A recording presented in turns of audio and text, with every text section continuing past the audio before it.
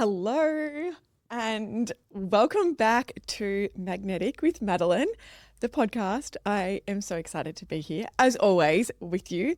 I've had my big coffee. I feel like I've limited coffees almost to Fridays now because it's my recording day and I make a full moment out of it. I've had my coffee this morning, so hopefully this all makes sense because I do speak a lot faster and a lot quicker once I've had my coffee. But I just wanted to say thank you so much for all of the messages regarding the last solo episode, which was around how to continue to upgrade your identity even in messier or harder seasons. It is the most messages I have received about an episode in so long. You all seem to just really love the identity episodes because the most downloaded solo episode before that was the identity upgrade one, which I did last year. So I'll definitely keep bringing those style of content to you because I personally love it and you obviously do too. But yeah, just a big thank you for continuing to support the podcast and a huge thank you to my beautiful partners and sponsors who actually make it all possible. Pure Harvest is a brand that has been with me for over 5 years now. If you do buy milk, non-dairy milk, make sure it's Pure Harvest. I mean that. I'm so diligent on only buying their milk because the rest of it in the supermarket is absolute crap if you ask me. And you can even just look at the back of the milks and see the difference in the ingredients list. And once you swap to Pure Harvest, you will never go back because it is actually good for you, clean ingredients, organic, and yeah, my family and I absolutely love it. So shout out to Pure Harvest for making these episodes possible. By the time you listen to this episode, I'm a few days off it as of recording, but by the time you listen to this, I will have turned 37, which is quite wild because I won't lie, if you had have asked me 7 years ago when I was turning 30, where I think I would be when I turned 37, there definitely would have been a lot more on the list than where I'm currently at. But now actually turning 37 and experiencing the last 7 years, I am sitting here very proud of the woman I am continuing to evolve into being and the woman I'm continuing to show up as. And I'm sure anyone my age will agree that 35, 36, 37 is a real coming home to self. It is not what I ever expected. I did not realize that I was going to go through basically like another form of a Saturn return. It was not expected, but you can feel it so deeply in your soul and your body. And it is truly a coming back to self. So letting go of any of the things that you might have said yes to or survival mode that you were in your earlier 30s and really coming back to a place of truth and a place of alignment. And I really feel like I'm there, and it's all thanks to you for continuing to show up to these episodes and tune in and listen and support the show. But in this episode, I saw a trend that's been playing out on Instagram that is like, says a person's age, like I'm 42 and I wish I knew this at 32. And I loved that little trend because I feel like people's insights, we can just learn so much from people. And so I'm going to use that trend, but in a podcast format. And today I'm going to share a few of the lessons, things, thoughts that now at 37, I wish I knew at 27. In saying that, I do think that the journey is where the magic is held. So as much as I say I wish I knew this at 27, I think that evolution from 27 to 37 has been so beautiful, and I wouldn't actually go back and change anything because if I knew it all at 27, maybe I wouldn't be the woman I am sitting here. So I do think it's very important to honor the journey, but hopefully this might just help guide you a little bit on your journey. I'm sure there are lots of you that are still not even close to 37 yet. So hopefully this wisdom can help you to continue to just show up and evolve into the person that you're meant to be. But I did make some notes on my phone for this one because there's obviously a lot to remember. But the things that I wish I knew. One of the biggest things that I learned, and this was probably more becoming a mum at 30 for the very first time, and then having my second child at 33, I believe. I had Rocco. And I feel like anyone that's on the journey of having or growing their family or maybe expanding into a new relationship, I think really realizing that love expands and you don't have this one heart or this one amount of love that gets shared out. Like love can truly expand and you can give as much love to one child as you do to the second, and you can give as much love or the same amount of love to your partner and your friends and your family. Love literally expands. And I think we sometimes get caught in this thought that we have a limited amount of love and how will we ever love another child the way we love our first child? And it's like, it's actually just not the truth at all. Like your heart genuinely can expand and your love can be given to your business, to your family, to your friends, to your children. And I also really love this analogy or this thought by Peter Crone, which I have shared on the podcast before, but speaking about love, that when you are in a romantic relationship, and I kind of look at this also from a friendship level now as well, but you actually don't give your love to that person. You are actually falling in love with the person that you become in that relationship, if it's intimate or friendship. And I really love this analogy because I think that when we look at our relationships, be that with your partner or with your friendship groups and the people around you, like you can really look at yourself and think, how do I feel about myself? How do I feel around these people in this relationship? Am I truly being the best version of myself? Do I feel like I'm being, pulled higher, really seen in my magic, in my power, celebrated? And if you are, you're ultimately going to love that version of yourself. So I really love that analogy that he has. The next one that I had was, which is a really big one, that I've had to work through, and any people pleasers or people that are fearful of other people's judgment, projections, fears, this is a really big one to work through. And I'm probably still working through this in some capacity, but it's that you are safe to be the villain in someone else's story. And that used to make my heart ache, the thought of that. Like the thought of someone misunderstanding me, thinking that I'm a bad person, thinking that I would do the wrong thing, that would genuinely make my whole body shake. It was such a fear, but I really had to lean into the fact that, you are allowed to be the villain in someone else's story, as long as you know in your heart of hearts that you are a good person, that you have done the right thing. Literally nothing else matters. If you can go to bed at night and put your head on the pillow and know that you have done the right things through your integrity, your values, your heart, then it does not matter what anyone else thinks. So a very big one to swallow, but if you are a people pleaser or a covering people pleaser or someone that is fearful of other people's judgments, I would really love you to sit with that and just realize we can literally never dictate what someone else thinks about us. All we can show up as is our most authentic, truest version of ourselves, and then everyone else's perceptions, opinions of that is none of our business. If you are going to be the villain in someone else's story, that's actually more about them and the work that they have to do on themselves than it ever will be about you. So yeah, big one that I had to get comfortable with. And I guess the next one that really flows into this is everyone else's perception is different. And this has been quite a newer realization, and a big one to swallow, if I'm honest, to think that you could be, say, in a relationship with someone, in a friendship, and their perception of an experience of, I don't know, say a fight or an argument or a friendship breakdown could be completely different perception to you. And I remember when I traveled for the first time in my early 20s, I remember thinking about this in a roundabout way. I kind of thought about this from how one person could go to Barcelona, literally have the time of their life, say Barcelona is their favorite place in the world, recommend everyone else to go there. And another person could go to Barcelona, get really shit weather, meet average people, stay in crap accommodation, eat crappy food, think that it's literally a waste of money, a waste of time. And that is just purely based on people's experiences. I really knew that from a travel perspective, but as I've got older and, more experiences with people and in relationships, I've really realized that everyone's perception is always going to be unique or different. So it's less about trying to prove and more about just owning and honoring what your perception is.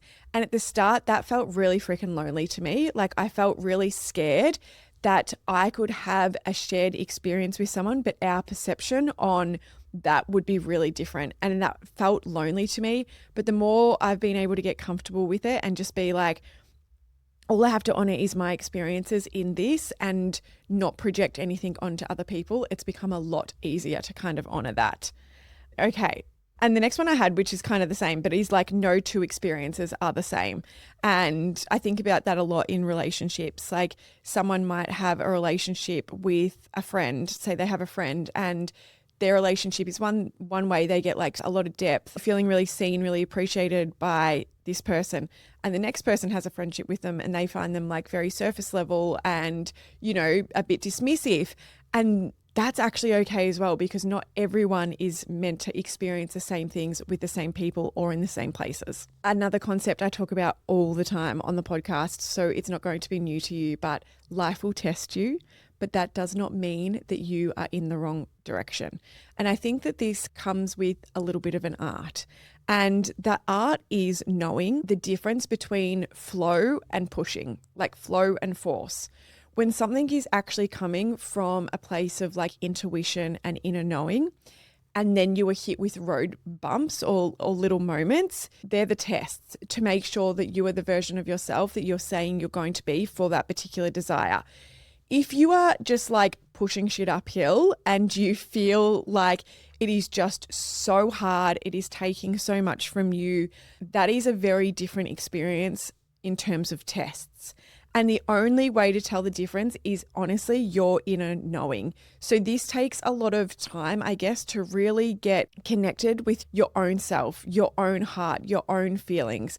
And a lot of this work from me has actually come from nervous system regulation. And now I can really, truly tell the difference in my body when something feels like an anxious pull versus a fluttery, excited, I'm like stepping outside of my comfort zone pull. This is not going to happen overnight. It's going to take a lot of your own inner work, your own understanding, your body signals, your body signs. Like, is my throat getting tight when I speak about this? Am I getting really anxious energy running through my body? Or am I getting this like fluttery light feeling where I'm like, oh, wow, this is really going to test me. This is going to push me. But like, I'm genuinely excited to show up for this.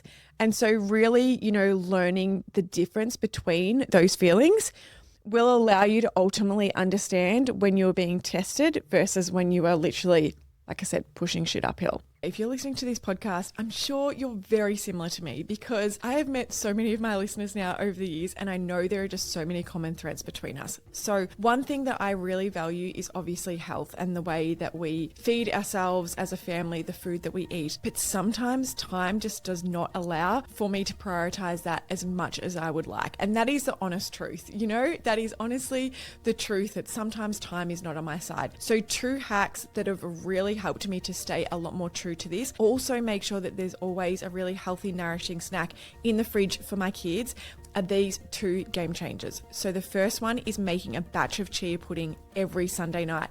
It is the easiest thing that you will do and it will save you so much time, but also guarantee that you are having something really healthy and nourishing to feed yourself or your children. Super simple. All I do is chia seeds, roughly a cup to a cup and a half. I put them in a big jar or some form of glassware. And then I add roughly 1 liter of cocoa quench from Pure Harvest. So I choose Pure Harvest because it is good for you. It is clean. It's organic. There is no preservatives, additives, gums, nasties like a lot of the other BS on the supermarket shelves. So I just put both of those into a jar and I whisk them with a fork. You do really have to make sure you get the kind of clumps out. So give it a good whisk and then it goes in the fridge and it literally sets like jelly. And then all you need to do is serve it with either a coconut yogurt, muesli, some frozen raspberries. That's probably my go-to, and a scoop of collagen powder. And you've already got yourself a really nourishing bowl of goodness that is going to support your gut health and support your energy levels. And then for the kids, I literally just scoop out a few scoops of the chia pudding, put it in a container with some frozen raspberries, and I send them off to school and kinder with their little snack pack of chia pudding. If they're hungry after dinner, the only option for dessert is chia pudding, and honestly, they love it. They ask me for it all the time, and it is already ready to go in the fridge because I prep it every Sunday. And I say it lasts probably like 5 to 6 days. It never really lasts that long in my house, I won't lie. The second thing I love to do is actually actually to make my coffee the night before. One, this is a game changer for time, but also I really love eating breakfast before I have my coffee. So I brew the coffee the night before, just one shot. Then I add Pure Harvest unsweetened almond milk and a little bit of either their honey or their rice malt syrup. So both the rice malt syrup and the honey is found in a jar at your local Coles, Woolies or independent grocers, and a little bit of sweetener. Then first thing in the morning, I get it out. It's nice and chilled. I add 2 scoops of a really high quality collagen powder.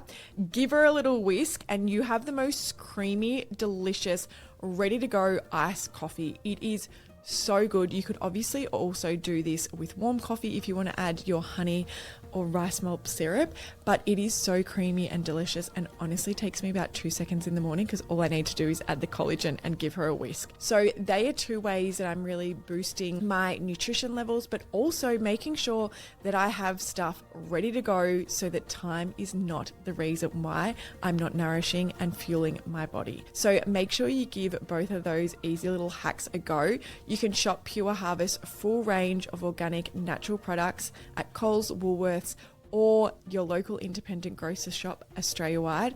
I've been choosing Pure Harvest for over 7 years. They are family owned, family operated, the most beautiful team and family of people. I absolutely adore working with them, but I also just love what they stand for. They honestly are the cleanest ingredients that are good for you and will support your health. When you're going to choose non-dairy milks, please make sure you're choosing Pure Harvest. Thank you so much to them for sponsoring another episode of the podcast, and let's get back into the remainder of this episode. The next one I really want to share is, and I feel like this kind of comes with, it's 2 in 1 for me. So trust the unfolding, or, trust the process of life, have become my life mantras the last couple of years. And where this was really born from was when I had my son. So when I fell pregnant with him, I was 33. We were just at the end of 2 years of COVID lockdown. I had a 3-year-old. All of my business had been completely shifted, completely turned upside down. I just felt like I'd been giving, to my daughter, not getting anywhere in my business. And I was so happy to be kind of like free of COVID. We're moving to a house that we'd spent 6 months renovating. And I remember just feeling genuinely excited for life. And then I found out I was pregnant. And I know this comes with a lot of, it's something really big I've had to work through, because it came with a lot of guilt that I didn't want to be pregnant, because I knew there was so many women out there who would love to be in my position and love to fall pregnant by accident. And I know that that comes with a lot of emotion for some people. So I really hope that, me saying that doesn't upset anyone, but I need you to know I have done a lot of work over letting go of that guilt that I felt. But what I learned from that experience, from welcoming my beautiful boy into the world and then having the hardest 18 months of my life, he's like the greatest gift that I've ever been given. And he has taught me so much about love and so much about patience. But most of all, he's actually taught me to literally trust the unfolding of life, and that God, universe, spirit, higher self, whatever you refer to it as, always has a plan far greater than the one you had for yourself. And, if I didn't have him in that period, like, I would never be sitting here as a woman I am today. So he taught me so much about actually trusting that unfolding of life. And with that really became my mantra, to just trust. And from that mantra, so much has unlocked, so much, beauty in my life, so much alignment has truly unlocked.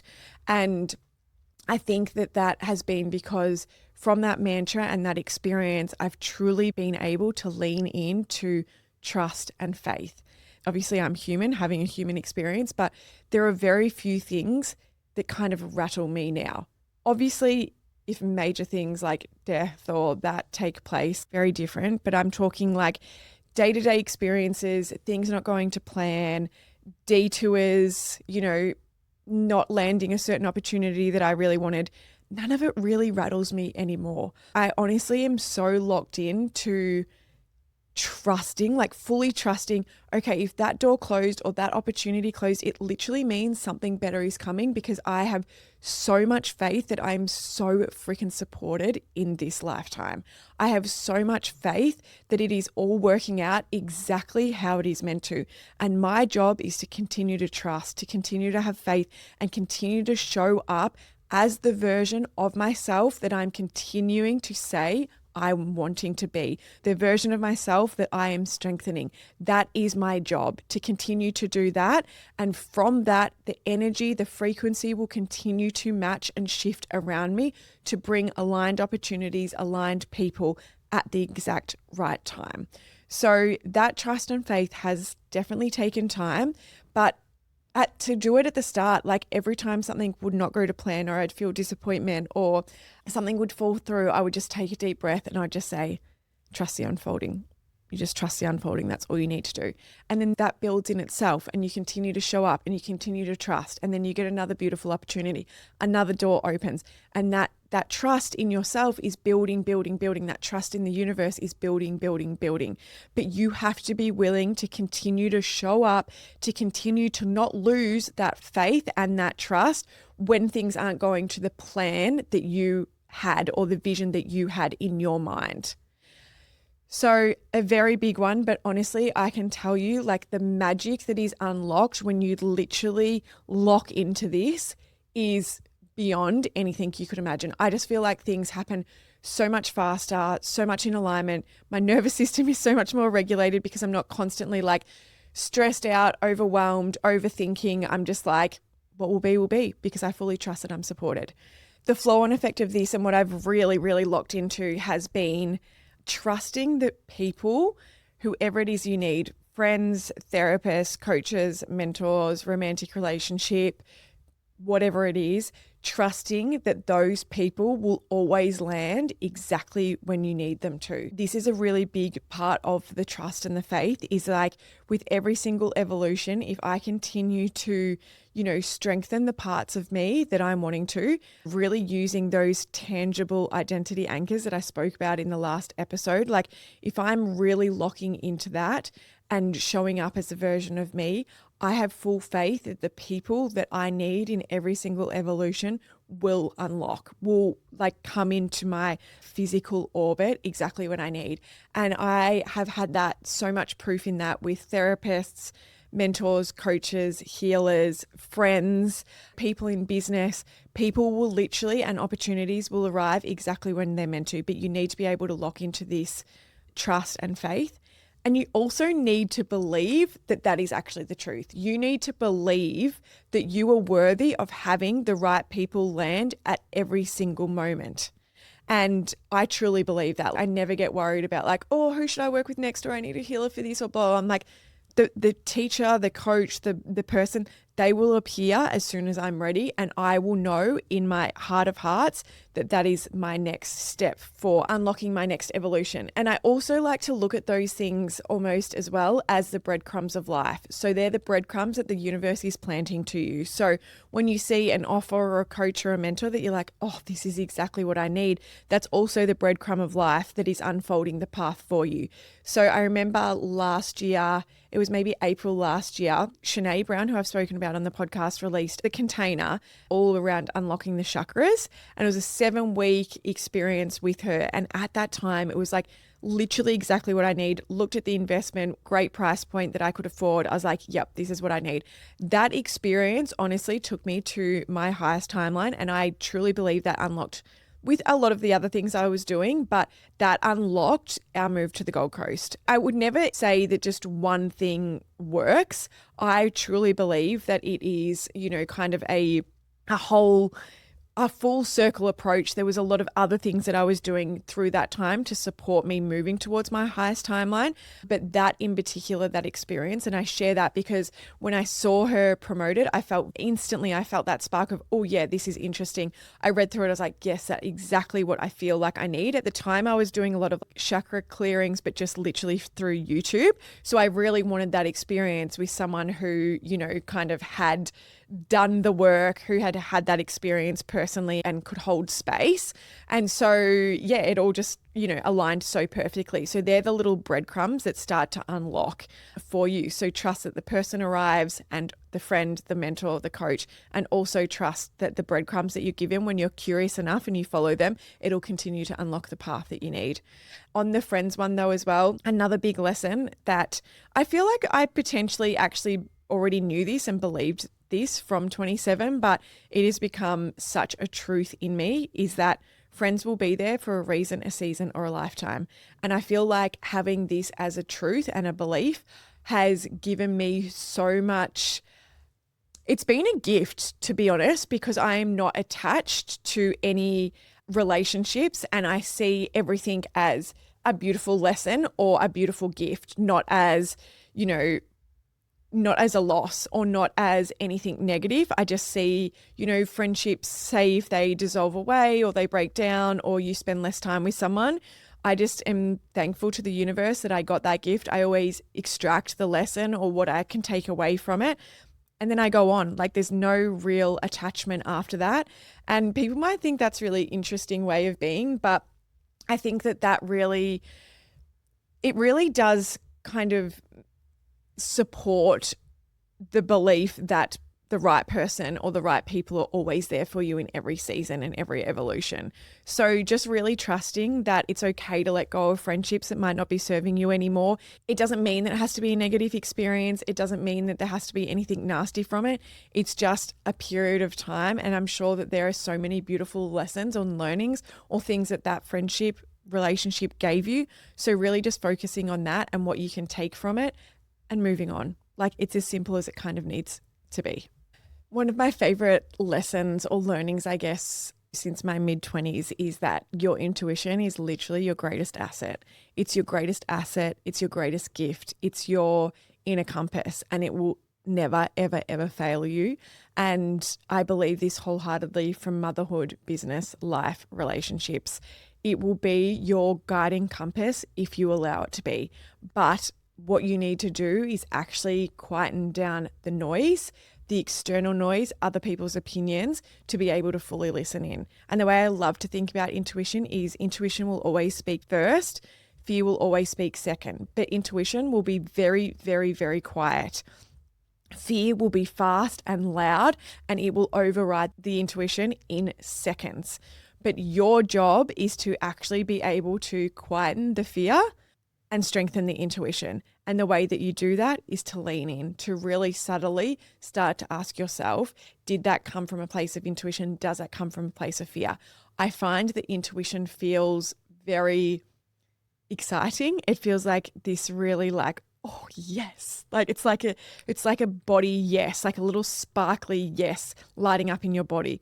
But it is also subtle and it's quiet. But the fear, it comes in so hard and fast, and it will come in the way of self-doubt, thinking you're not good enough, thinking you're not worthy enough, and it will continue to be on loop until you choose to quieten it down. So I always like to say, thank you, fear. I know you're there. Yes, I feel really stretched in this moment, but I'm trusting myself. I'm choosing to trust myself. Even though I feel uncomfortable, even though it feels stretchy, I'm learning to trust myself. And with that, I'm going to literally listen to my intuition and follow this nudge. That is honestly like the greatest gift you can give yourself, along with the next lesson. But honestly, like really learning to trust it and just play with it, have a little bit of fun with it. It can come in the way of like people or saying no to things or the food you eat or, something that you order at a restaurant. Like just start to really have fun with it, start to play with it, and you will be able to strengthen it. And all it needs is you choosing it every single time for it to become so much louder than the fear. So much louder than fear. And when you really tune in and start listening, like your higher self is going to continue to drop in downloads, drop in moments, drop in experiences that you need to create, things you need to do so much faster because you are trusting that intuition. And a few more short lessons for you, but yeah, just trusting that intuition and really learning to play with that. If you are in a season of motherhood, trust your instincts. I personally believe that sleep training is the worst thing that a mother can actually do, not only for her child and the, future emotional regulation of a child, but also from a mother's own intuition.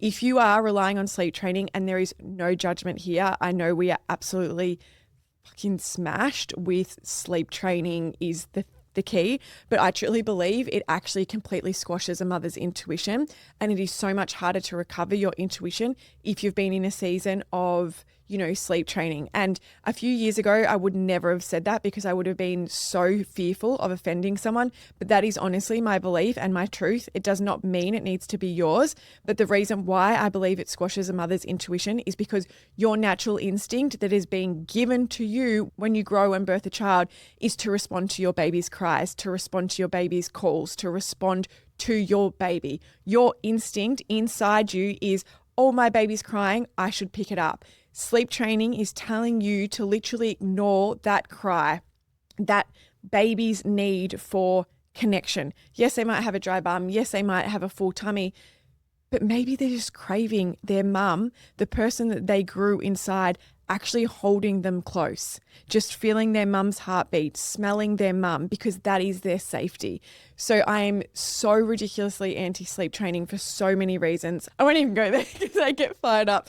But it's a no judgment area. It's just like it was such a gift to me in motherhood that I never, ever, ever engaged in sleep training because I could feel it squashing every part of my intuition. I would even be at like other friends' houses who were sleep training and their baby would be crying and my instinct's like, I just need to go pick up that baby. And I'm like, wow, we're literally damaging our own intuition from not following those cues to comfort my baby, pick up my baby, feed my baby when it needs to, change its nappy when it needs to, not when some freaking book or schedule tells us.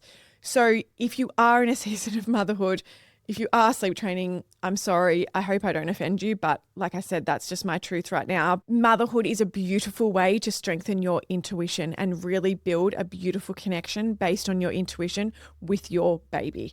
And sometimes it can be hard.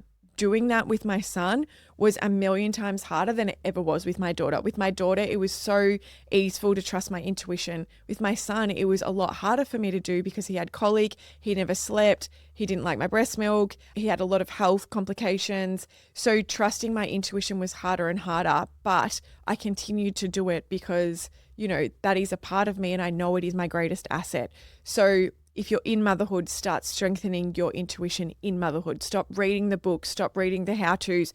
Like even unfollow everyone online unless it is an expert. Like my beautiful friend Eliza, Bump and Bub, she's an expert. She's literally a trained midwife who is so, so knowledgeable. I can't remember a lot of them because I'm out of those seasons. The first aid ones and all of that, like amazing to follow. But anyone who is like sleep training or like telling you what to do, get rid of them because it's blocking your intuition. Another thing that took me quite a long time to realize, but anything that you invest in your own growth, your own expansion, or your own healing is one of the best investments you will ever make. I think as women, we're made to feel, especially as mums, we're made to feel like it's very selfish to give to ourselves, to invest in ourselves, especially on a level of healing or expansion, because it's not always necessarily tangible in the moment. But I am telling you that it is the greatest thing, the greatest investment you will ever make. So book the retreat, book the nervous system regulation program or sessions that you need to do, work on your own potential, on your own growth. One of the best things I ever did was to book a retreat and to actually go away and invest in myself for 4 days. I came back a completely different mother. That was over 12 months ago, but my children have had such a better mum since that moment and since I invested in myself in that level. And the final two, one is that trusting that no season is actually permanent. Life comes in ebbs and flows. And I remember when I first became a mum, I honestly thought that those early days of motherhood was like permanent. Like that was my life now with children. And, harder seasons in business, living through COVID, all of that, it felt like things were so permanent. But none of it is permanent. Life literally happens in ebbs and flows. And I personally love thinking of life like the ocean. If you walk along the beach, you would see that every single day the ocean is different. Some days it's big and rough, and my kids and I say it's rough and woolly, and it's like a bit windy and the waves are really big. And the next day you might walk it and it's like clean as glass. It's silky smooth. You just want to jump in the ocean, bathe in it. It's a beautiful day to sit at the beach. And I really love to think of life as that, because no period, no season, no experience is ever permanent. It is always just the ebbs and flows of life. So whenever you are feeling stuck or something is consuming you, just envision the ocean and remind yourself that life is literally just like an ocean and it comes in ebbs and flows. Nothing is permanent. And the final one before I cap off this episode of me at 37, the things I would have loved to know at 27 is to really know, and this is such a big thing that I teach my kids every single day, that whatever you believe is true.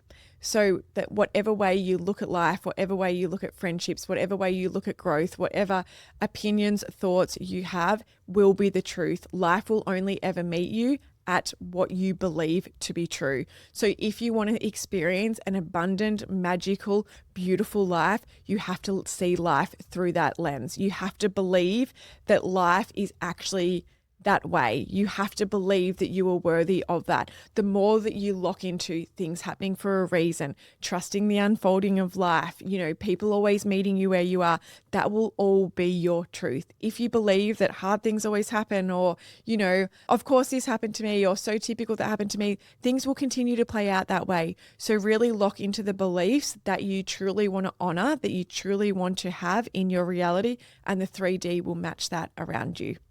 Thank you so much for joining another episode of Magnetic with Madelyn. I'm off to have some lunch. Thank you for supporting this show as always. Love you lots, and I'll be back in your ears next week.